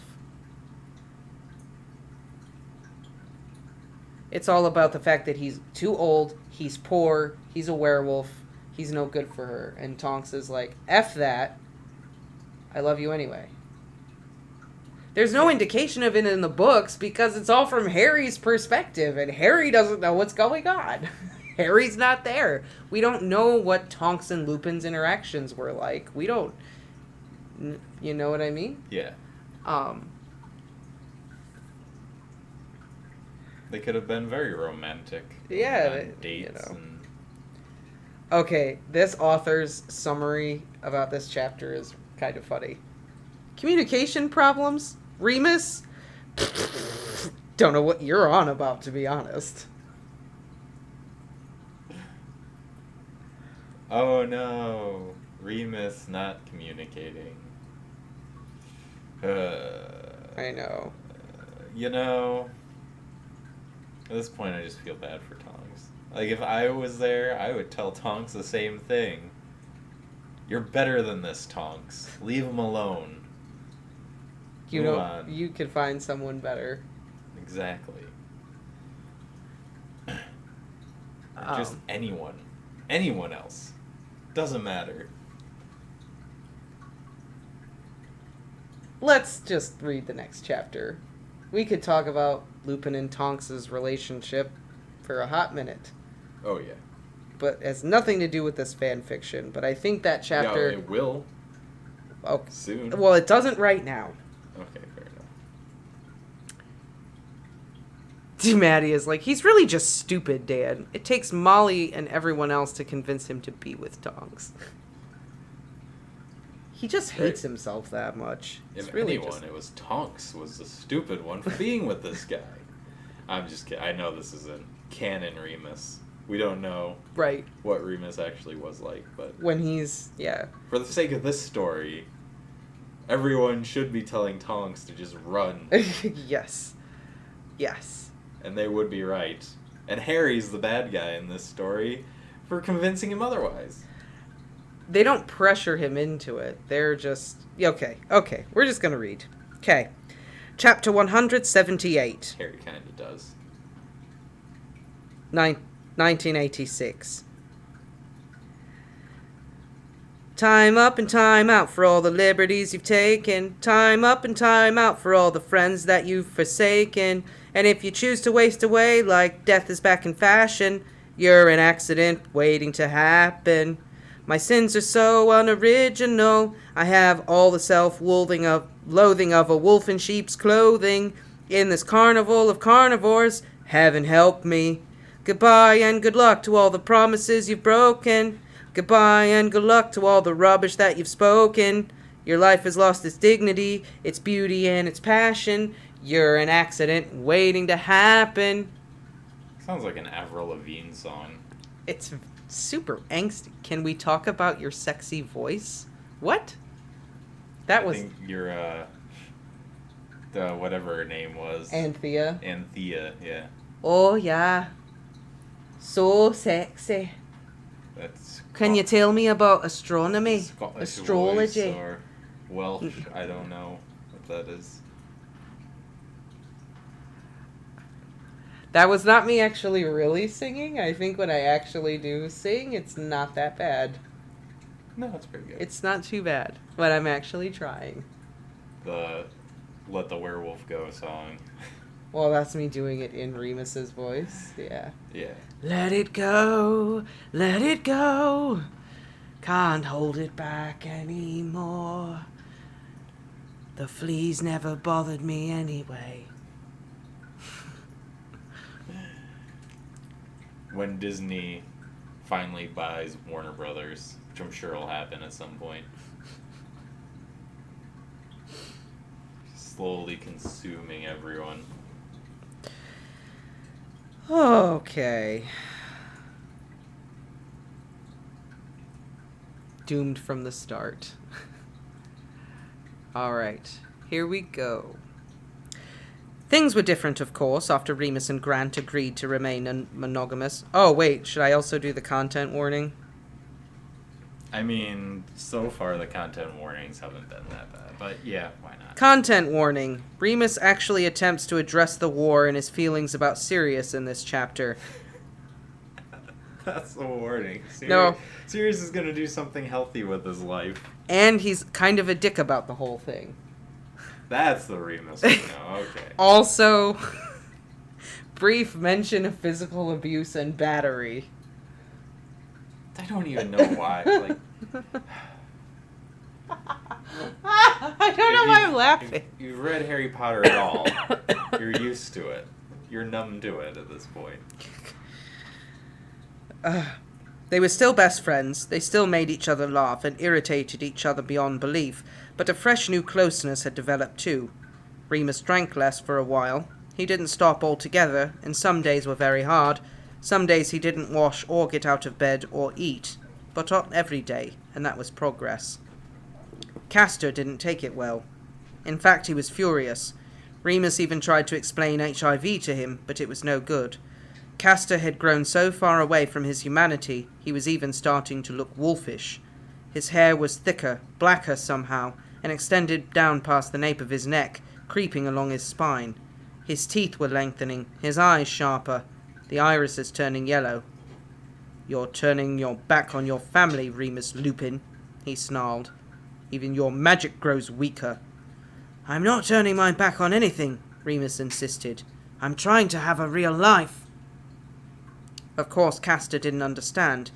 Remus kept Castor and Grant so separate they didn't even know each other's names. Maybe he'd always known he'd have to pick one of them in the end, and Castor had never felt right. In the end, Remus was banished from the pack. He was warned that if he ever returned, he would be treated as a threat. This was extreme, but he supposed that's just what you got for breaking a werewolf's heart. Now Remus had to spend the full moons in Britain. He returned to some of his old haunts, the Lake District, the Brecon Beacons. He tried not to go anywhere where there were too many memories of Prongs and Wormtail, or the other one. To make matters worse, without the pack to help him heal every month, Remus had to apparate back to London and tend to his wounds as best he could. "Christ!" Grant exclaimed the first time it was really bad. He walked in on Remus in the bathroom, disinfecting his cuts, his wand shaking as he tried to grip it with broken fingers. "Sorry," Remus murmured, bracing himself against the sink as a dizzy spell threatened to overwhelm him. He hadn't felt so dreadful after a transformation since... His vision clouded and he sat down on the closed toilet lid between his knees so he didn't faint. "Christ!" Grant said again, coming in and kneeling in front of him. He took the bloody cotton ball Remus had been using and tossed it in the bin. He grabbed the tub from the side of the sink, plus the bottle of TCP. "Come here, you," he said softly, taking Remus's hand very gently in his and dabbing it lightly with disinfectant. Remus sat there dumbly, letting himself be looked after, too tired to do much else. "For God's sake!" Grant shook his head, visibly upset. "We can't have you in this state every month, can we, my darling?" "It's okay," Remus mumbled. "This isn't too bad." "My arse!" Grant retorted, getting up to look for plasters in the medicine cabinet. He found them and knelt back down again, resuming his work on Remus's scrapes. "Tell you what, if it's a choice between you coming back like this every month or giving that wolfy fucker a few blowjobs, then I'll do it myself." Remus laughed, which hurt his ribs. "I'm not sure it works like that." "Well, we've got to do summit," Grant grumbled, binding Remus's broken fingers tightly together with the plasters. "You're good at this," Remus said, surprised, looking down at the neat work Grant made. Yeah, well, if you get battered as much as I been, you pick up some tricks. Grant looked up and winked. And don't forget, I went on that first aid course for work. Come on then, let's get you to bed. Are you hungry? Sort of. He was starving, but he knew there was no food in. They were waiting for payday to do a big shop. I'll see what I can do, Grant said, helping him through the bedroom. You don't have to. I'll probably just sleep. God, you look so pale. Grant felt Remus's forehead with the back of his hand. I think you ought to eat something. Honestly, I look worse than I feel. Remus climbed into bed, his bones wept with relief. Don't believe you. Grant got in with him and sat up, stroking Remus's hair. It was very soothing. Did Sirius used to look after you, after full moons? Remus screwed his eyes up, shook his head. Please don't. I can't. Oh, love. Grant sighed, resuming his tender stroking. You know, my friend who does the counselling, she says she'll give you an appointment. Just say the word. Help me a lot. You don't know how much. I can't, Remus said. He always said the same. There are too many lies I'd have to tell. No, I've been thinking. It don't have to be about the war or even the wolf thing. Just talk to her about James and Lily and Peter. Say it was a car crash or... No! Remus, I just want you to talk... You know, I really don't feel well. Can you leave me alone, please? Fine. Grant got up. Remus kept his eyes shut, but he could hear every movement. Just before he left the room, Grant turned back. I found that bottle of gin in your sock drawer, by the way. Poured it down the sink. He slammed the door. Ring, ring, ring, ring. Hello? Mary? Remus? There was a brief silence on the end of the line as Mary collected herself. Remus knew that feeling. Sometimes he'd be reminded of something from the old days, and it would knock all the air out of him. Hi, she said, her voice carrying an over-wide smile. How are you, sweetheart? Oh, you know, I'm not disturbing you. He always tried to give her an easy out, if she wanted it. Course not. Just had our tea. Oh, nice. What did you have? Chicken and rice. Darren's favourite. Sounds good. You ought to come over for dinner one evening. Still in London, are you? Yeah, same flat. Oh, of course. Is that... how is that? It's okay, he said, glancing round his shabby-looking living room. Been here so long now, I suppose it feels like it's always just been mine. Seeing anyone? Sort of. Working? Cleaning, off and on when I can get it. I was stacking shelves for a bit over in Epping, but I fell asleep on the job and they sacked me.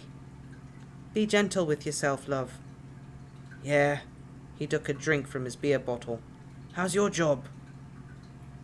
Good. Turns out I might have been awful at Transfiguration, but accounting is no big deal. Darren had opened a garage in 85, and Mary worked there too, taking care of all the bookings and the invoicing. They were saving up to move out of their tower block and get a little house with a garden. She only used magic very occasionally, she told Remus, though her relationship with her wand had never been quite the same since finding the McKinnons. Remus, are you still there? Yeah, sorry, drifted off. I did that too. A pause, and Remus got that sick, tight feeling in his stomach. He could guess what was coming next. Mary raised her voice slightly. Have you got someone to talk to? Whoever it is you're sort of seeing. Do they know what happened? Remus made a non-committal noise. Bits and pieces. Because you ought to talk about it, Remus.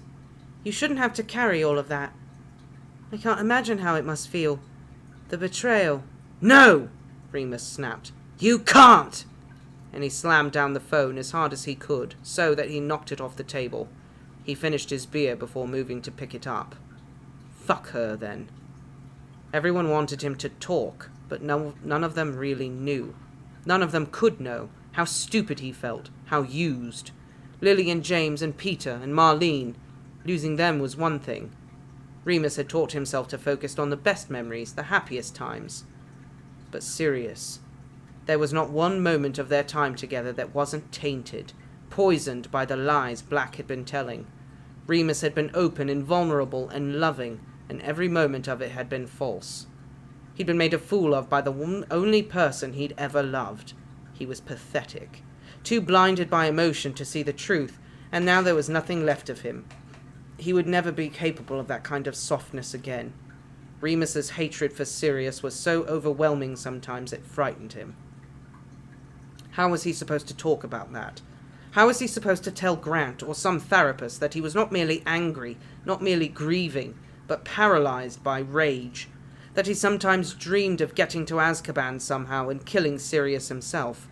That once or twice in the first few months after the war, he had gone so far as to actually get up in the night, drunk and furious, grabbed his wand and planned to do exactly that?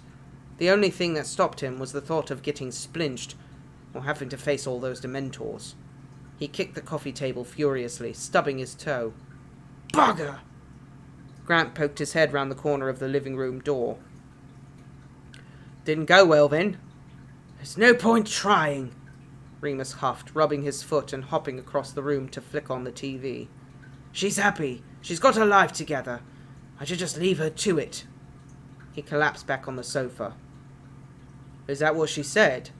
Grant came in reproachfully. No, but it's what's fair. Remus kept his eyes fixed on the screen, slouched down further. Maybe Grant would get the message.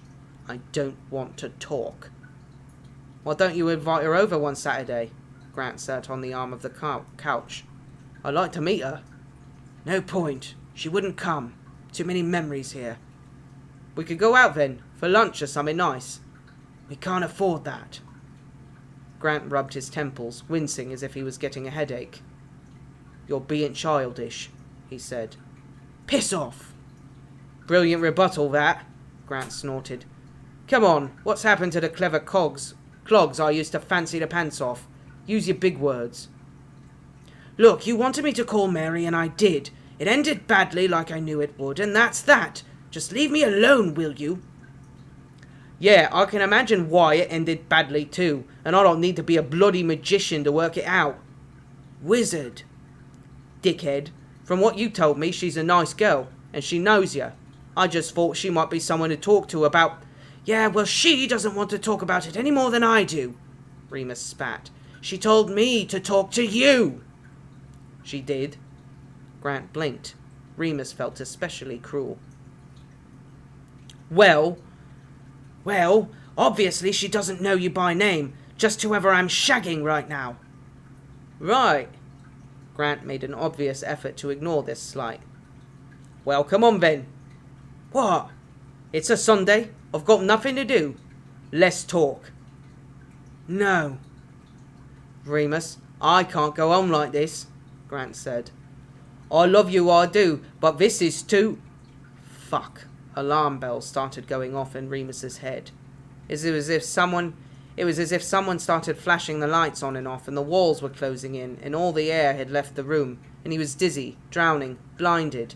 There was a weird sick taste in his mouth, and he thought he might be sick, except he couldn't breathe enough to retch, just kept gasping, tumbling forward. Hey! Hey! Hey!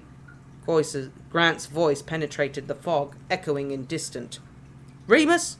Remus, can you take a deep breath? In one, out on two, okay? 1. Remus felt sweat trickle down his back, his heart thudding into overdrive, but he breathed in as much as he could. 2, Grant said. He was rubbing his back very slowly. Remus let off a long, shaky breath. That's so good, Grant said, voice louder now. So good, Remus, well done. And again. 1, 2. They must have sat there for a full 2 minutes, just breathing together. Eventually, Remus felt halfway normal again, except he really, really wanted a drink. See? Remus said, using the voice that Remus was sure he reserved for the troubled kids he worked with. This is why I need you to talk to me. We can't have this, can we? Remus shook his head, but didn't trust himself to speak. I'm sorry I said what I said, Grant continued. I didn't mean it. There's no buts, okay? I love you, and you're stuck with me. Remus nodded again, head still in his hands, eyes shut tight. He had to be getting the flu or something. People didn't get dizzy just from not talking, surely. Only... Grant's saying that I can't go on. It had ignited so much dread inside him, such terror. Maybe there was something to it. What if you just tell me one thing? Grant tried. Just one thing to help me understand. Like what? Remus choked. Well, he could practically hear Grant's mind whirring. Did he have a list of things he wanted to pry out of Remus, all saved up for this education? Was this some stupid psychoanalysis bullshit Grant had picked up on a training course? You never told me what happened to Sirius. I know he's not dead. Did he leave? Yeah, in a manner of speaking, Remus grunted. God, hearing someone else say his name hurt so much. He felt dizzy all over again. What you mean? He's in prison, Remus said. Then he breathed in again and forced out the rest. He's in prison because he murdered them, and I wasn't here to stop any of it. Fucking hell. Remus braced himself for more questions, but none came. Grant just slipped his arm over his shoulder and gave him a squeeze. It wasn't your fault. I know that, Remus returned, still looking down. You don't know how stupid I was. I missed all the signs. I knew something was wrong, but I thought it was just me, that he wanted to break up. I was so selfish. I never thought for a second that he could. He was crying now. Stupid Grant. It's his fault for letting you down, not your fault for trusting him. Grant kept hugging him. Remus allowed it to make him feel better, to make this seem like a breakthrough. But Grant could say all he wanted. Mary had said something similar once or twice over the years. It just didn't ring true. The dead were still dead, and Remus had not been there to prevent any of it. Even if he had been there that Halloween night, the way he'd been back then, he probably would have let Sirius kill him too, rather than try to fight him. Back then, dying for love seemed like the only worthy cause. Now he was older, and he knew the truth. Never again. Never, never.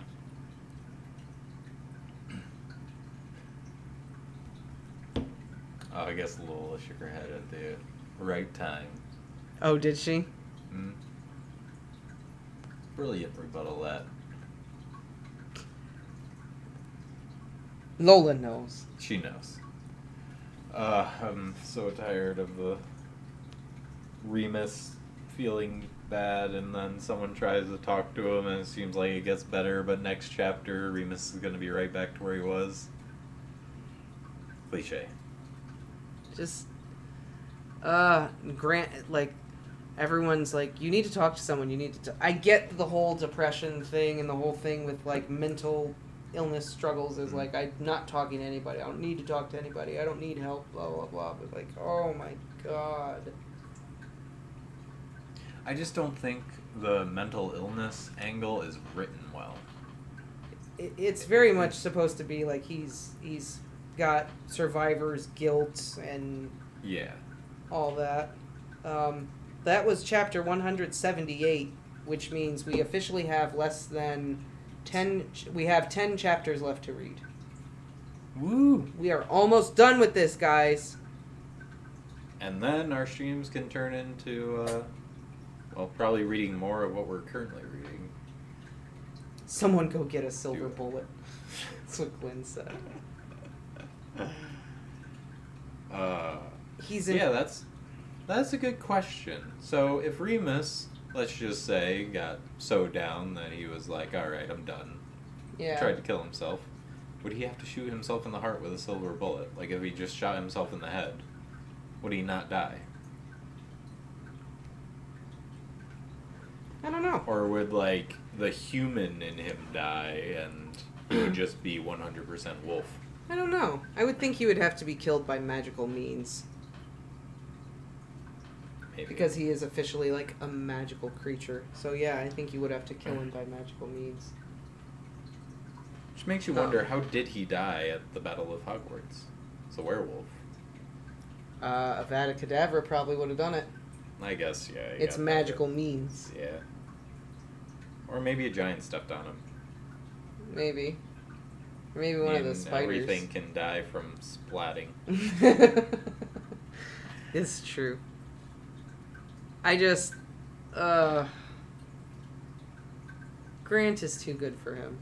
I think that whole thing with... I think he was having a panic attack over potentially talking about it. Yeah. But I'm just like, I don't know.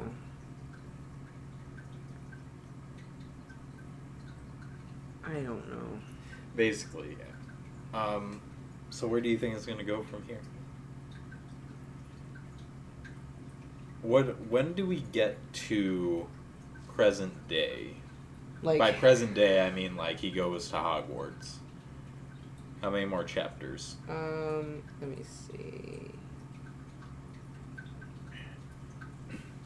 I think if I know how many more years we have, Yep. I could probably guess what's going to happen.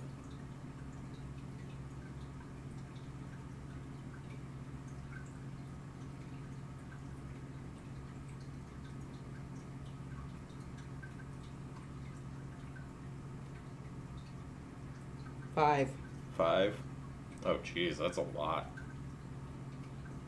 Yeah. A lot could happen. I thought it was going to be like 2 or 3. No, we've got 87, 89, 90, and 91.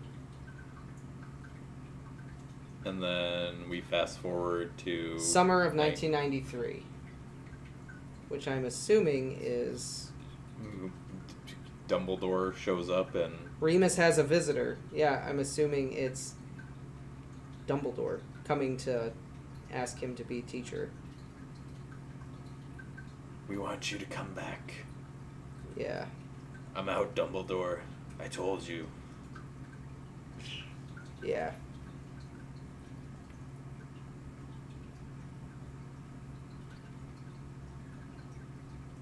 So, Tom, Grant is like his first love. Who the Grant. hell is Grant? Grant is the best character in this story. That's who Grant is. He lived at the same orphanage as Remus. Yeah. And they kind of grew up together. And Grant was also the one who helped Remus discover his sexuality. Yeah, he helped Remus figure out that he's gay. And they basically stayed friends. Grant's showing up in like a couple chapters here and there, and well, since then he showed up a few more times, and now here we are.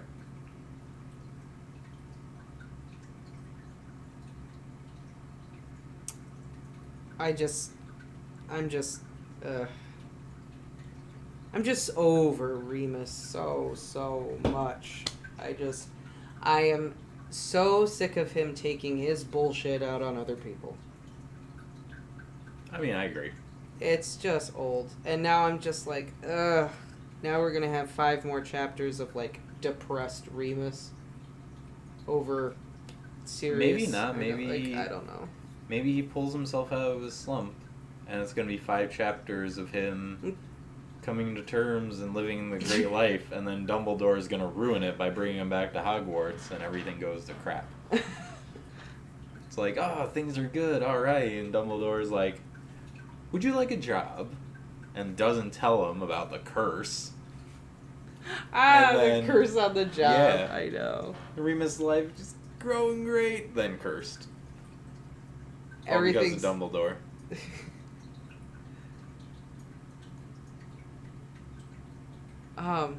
Maddie is like, he is truly disgusting. Remus is truly disgusting. I could see, yeah. I mean, he is a player, for sure.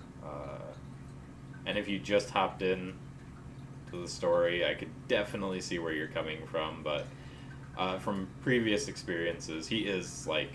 A great character. A good person, and he's probably had the most character growth out of any character in the story at this point. Yeah. From the beginning through the rest of the story, like, Grant has had definitely a lot of character transformation and growth, and he is definitely,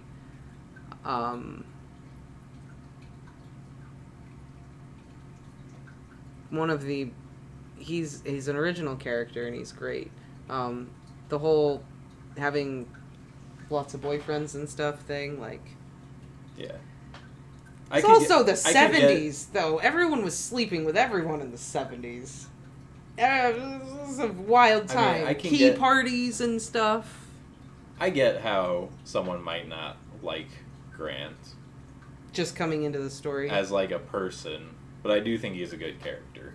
Oh, so is Grant the author? Ah. Oh, maybe. The problem is that the author is so negative, constant, nasty, hurtful attitude, and then glosses over anything that is actually interesting. Yeah. Yeah, pretty much. You know, while we're on the topic of great characters in this story, I know we say Grant is one of the best, but I think probably James was my favorite character in this story. Yeah, I think James was written very, very well. And I could see, like, why she got nominated for... Or the author got nominated for, like, writing the best James. I think she wrote James a little too nice, Yeah, but me too. I liked him. I think James was definitely too nice. But, yeah. For sure. Like, maybe near the end where he was, like, nice and everything. Like, okay, he had that revelation with Snape, but they didn't make him, like, this mean bully in the beginning. No. They needed to. Yeah, he definitely needed to be more of a arrogant toe rag type character. They made him more of just this prankster, but he was legit legit definitely a bully. Like, malicious in his actions. It wasn't just playing pranks. Yeah. James was definitely too nice. He was great, but he was too nice. Yeah, I thought Lily was pretty well written too. Yeah, agreed. Lily was good. Mary McDonald was a great character. Yep. She's great. That's another thing. Why are you gonna shut down Mary? She's like the last friend you have that understands everything you're going through. She's the only one with you. And she's been able to, well, overcome it. But kind of. Her lover also didn't betray her. But why couldn't we get anything about, like, all we're getting is this depression and negativity, but where was the chapter when this just happened and, like, Remus is, like, reeling from what happened and he's, like, trying to figure out if Sirius really did it. And there's no way Sirius could have really done it. Like, where was that chapter?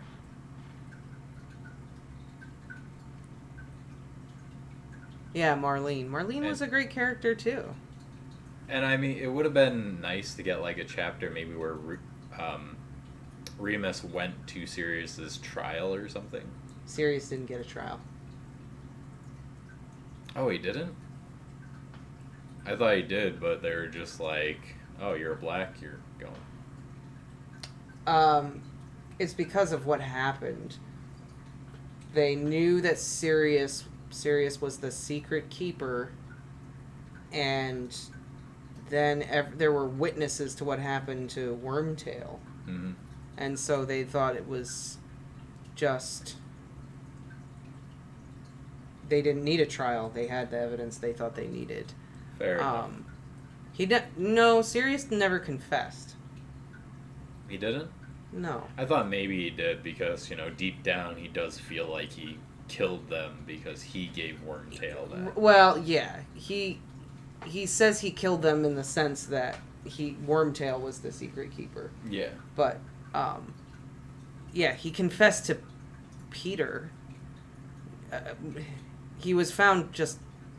Yeah, he confessed to killing Peter Pettigrew, but he didn't confess to Lily and James. No, I'm pretty sure in the book, when Harry asks, Sirius says, I did kill them.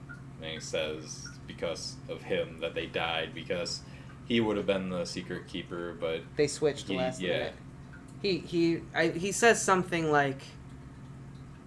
he still feels like he's guilty of it. He didn't physically he said, I didn't physically do it, but I may as well have, or something like that. I as good as killed them. Yeah. There, thank you. Yeah. That's I knew pretty he much. said something along those lines. Yeah.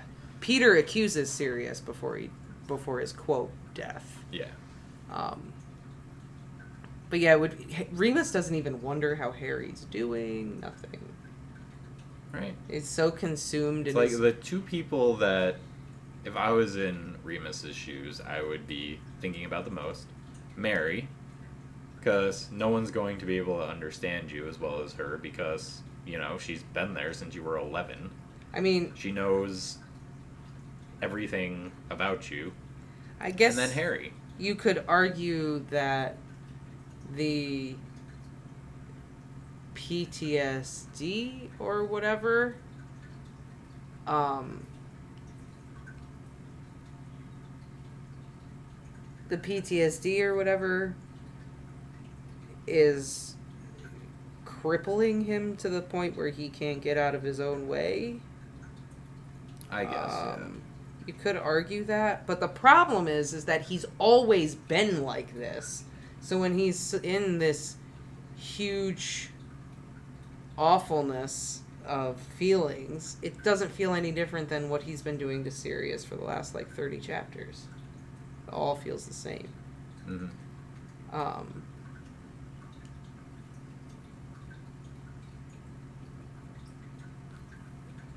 That's true, and I think he also confesses to killing Peter because I think he thinks he did. At the time, yeah. At the time, he thinks he did kill Peter. Yeah.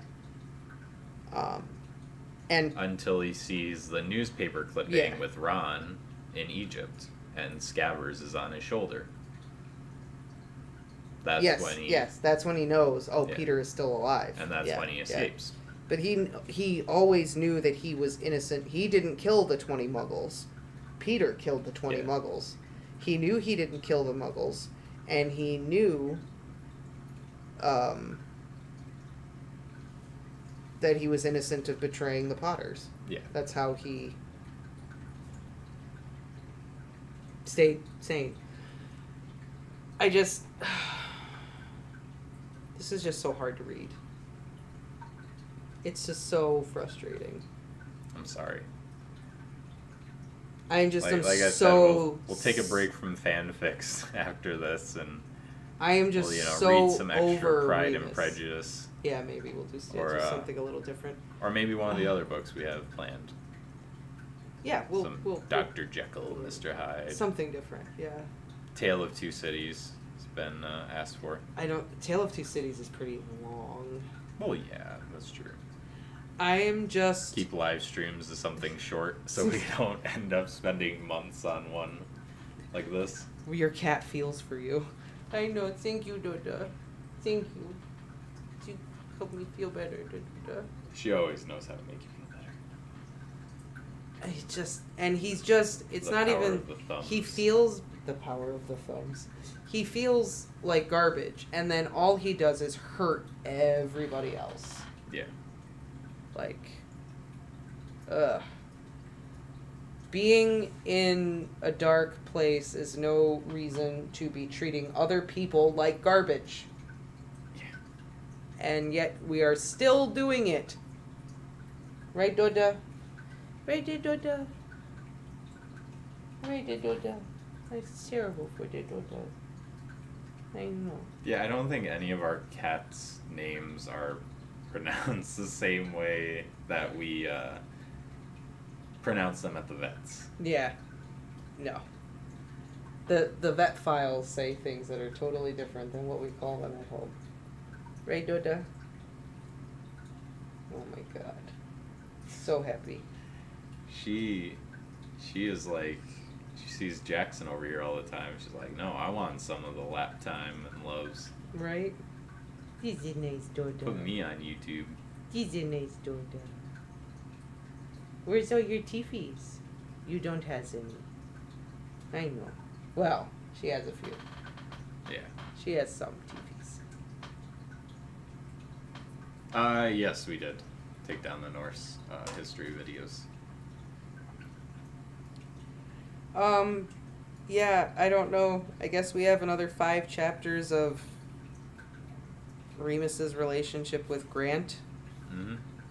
And I did a little look forward to, I guess, for the next time we live stream. In the next chapter, Remus is going to run into Christopher. I forgot about Christopher. Oh god, this is just gonna turn into some love triangle. Probably. It's going to be like, wow, Christopher really grew up, and now Remus sees how sexy he is. He's become a man. Yeah, something terrible. Lola is pretty old. She's 13? She's like, how old are Farm Pants and Jackson? I don't remember. You took her to the vet lab. Or no, did I take Lola to the Farm Pants and Jackson are like 11 or 12. So Lola's like 13. Gris is lucky to have escaped the abusive Remus. Yes, he is. Dodged a bullet there. Dodged a huge bullet. Sense and Sensibility. Sense and Sensibility is not the sequel to Pride and Prejudice, but it is a Jane Austen book, and it is a good one. Oh, okay. So maybe there's another book we could read.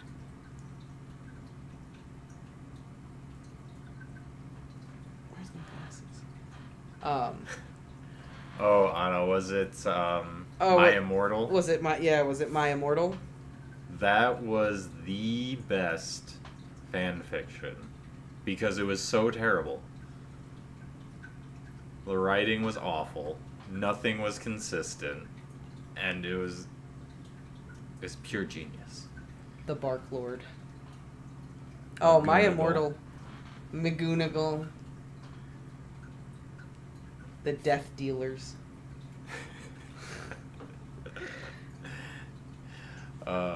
Vampire. Vampire, yeah. My name is Harry Potter, but call me Vampire now. Oh, man.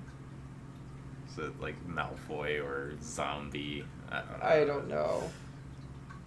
Didn't Snape bang Dobby in a chapter?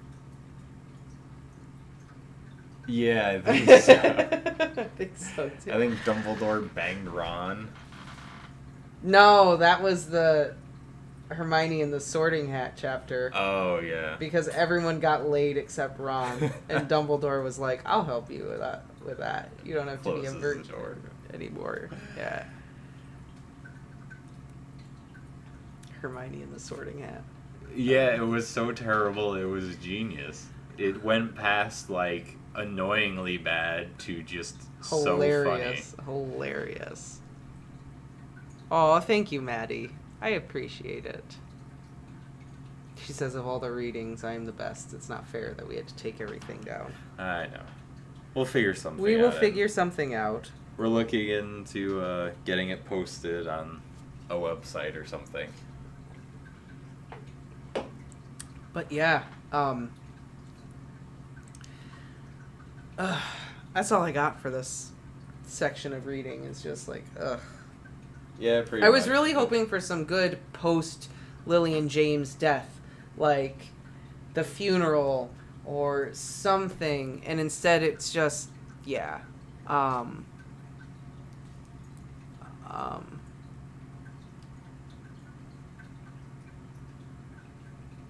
Like something, I don't know, the funeral, instead of just a year later and Remus has just been drunk the whole time. Yeah. Like, okay. I don't know. Disappointed. I'm disappointed. Kind of, yeah, some people still have it up. I mean, it's just one of those things. It's kind of a matter of time, you know? Yeah, I don't know why we got slammed, but other people have like 50,000 views on theirs. A few other people got it, too. Yeah. Like, the Dead Inside people don't have their Harry Potter stuff up anymore. Which is weird because theirs isn't straight audiobook. It was audio and discussion. I don't know. And then there was a couple other people said that they listened to. Yeah. It was like Mrs. Smith Storytime or something. They said they listened to her until they found our channel and they started listening to us, but hers is gone. I mean, Dragon Rider of if those books are under copyright, we won't be able to read them on here. if they're public domain, we could probably read them. We are planning on doing like a book club and that Yeah, sort of we thing. are. So We're going to be doing that on the Discord. So maybe we'll those check types those of out. books we can. Maybe we'll definitely check those out.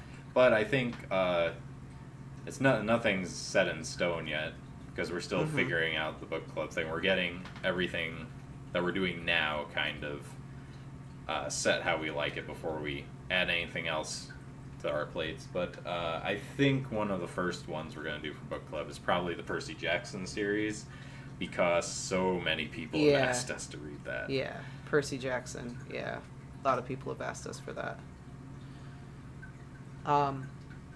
We will also not be streaming next week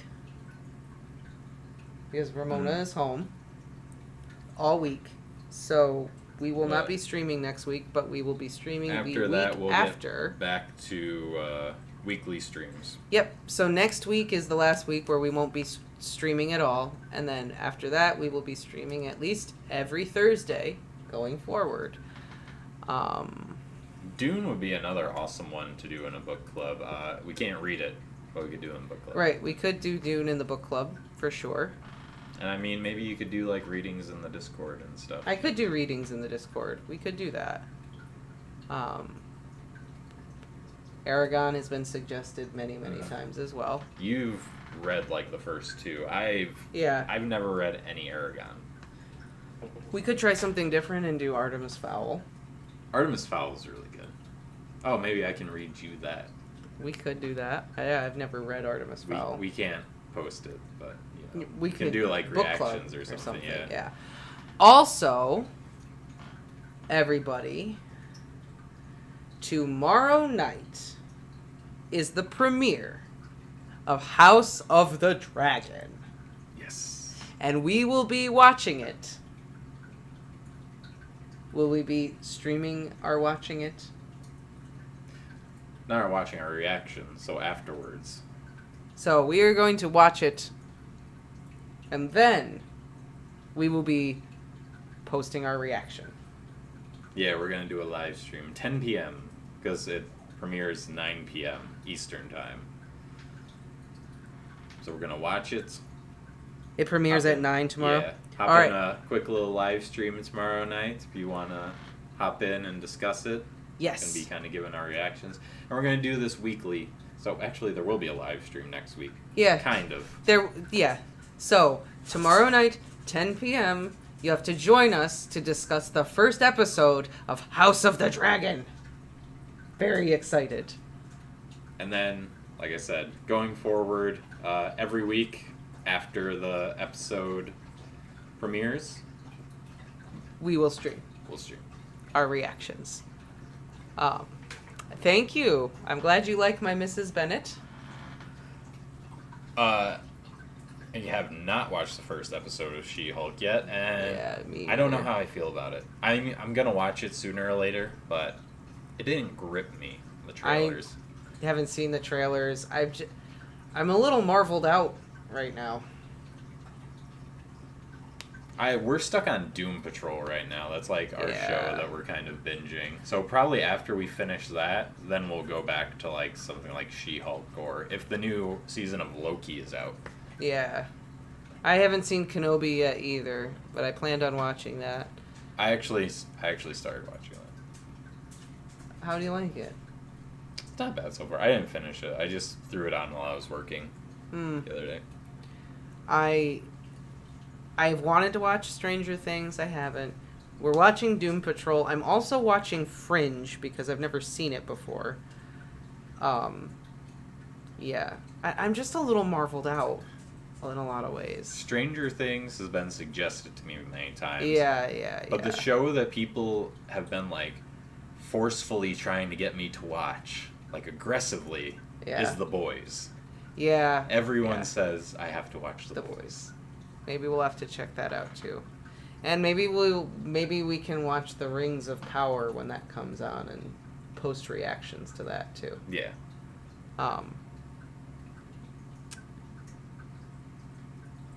But yeah. There's a lot of TV out there, not a lot of time. Yeah, that's true. Especially when we're doing a channel. If only we could just watch it on here with you guys. Lola. Is Jackson still in that box and she's just scratching it? How is he in it? It's upside down. Oh, it is? Okay. Yeah. He was trying to get in it before, so I wasn't sure. Lola. The voice is, Stop it. I don't really watch it, but Stop it. you do watch The Voice. I've or was seen it like it. X Factor or, not X Factor, I can't remember. There was another show. American Idol. No, I know American Idol, but there's like another show The Voice. that's like The Voice. X, But it's like yeah, a talent show. It's Oh. like any talent. America's Got Talent. Maybe. I've seen The Voice before. It's alright. I don't know. I don't really like Blake Shelton. I don't feel one way or another about him, I guess.